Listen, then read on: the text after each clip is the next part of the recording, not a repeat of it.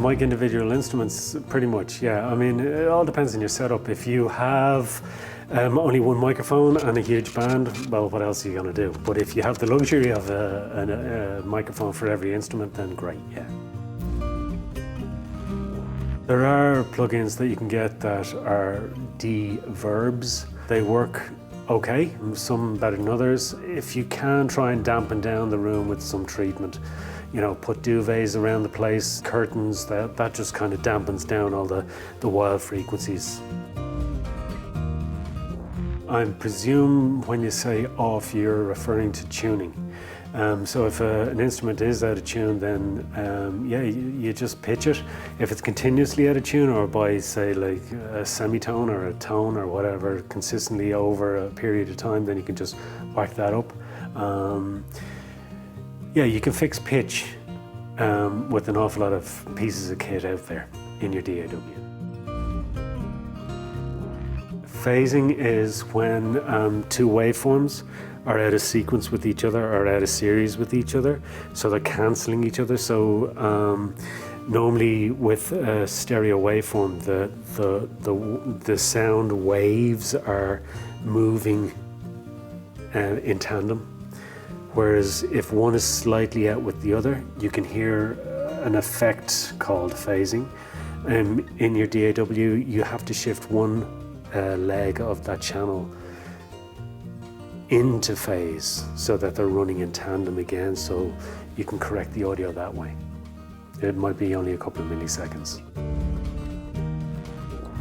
A lot of musicians work to the old traditional 44.1 16-bit, whereas we have machines nowadays that record really high quality audio. Personally, I would record at the best possible quality I possibly could.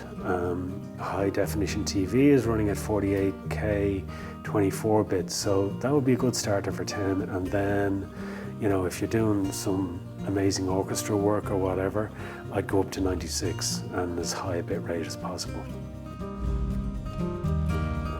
Headphones are really important, especially in a studio situation, because you'd have click tracks in your cans, as they're sometimes referred to. I'd have over-ear enclosed large diaphragm. It gives you the best response. You can hear most frequencies coming from them.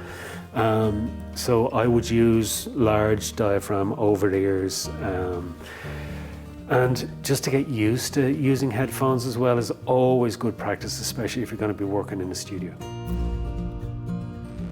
Do you want room acoustics response on your instrument? Do you want to walk into a beautiful high vaulted ceiling to get that reverb on your instrumentation, or go into a concert hall for orchestras? So it all depends on what you want. I mean, some rooms just sound really bad if the walls are covered in metal or metal sheeting. You just get really harsh, nasty responses from it. Depends on what you want. Do you want a response from your instrument off the walls and a nice reverb coming from, say, some cathedrals or something like that? You get some amazing acoustics because of the size of the building, and it's the acoustics that the buildings are built for, and the choirs and the response of the building to the choir. It always added to the sonic amazingness of whatever choir you have in whatever cathedral, and that's why they built them so big and so responsive. Maybe it's best to leave the room and let them bring in somebody they'd be happy with, because you're not going to win. I'd probably be a wolf, because the wolves are outdoors and they love the outdoors, and I love the outdoors, so a wolf.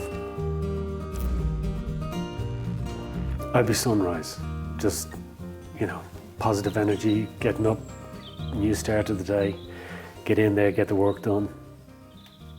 It's all happy.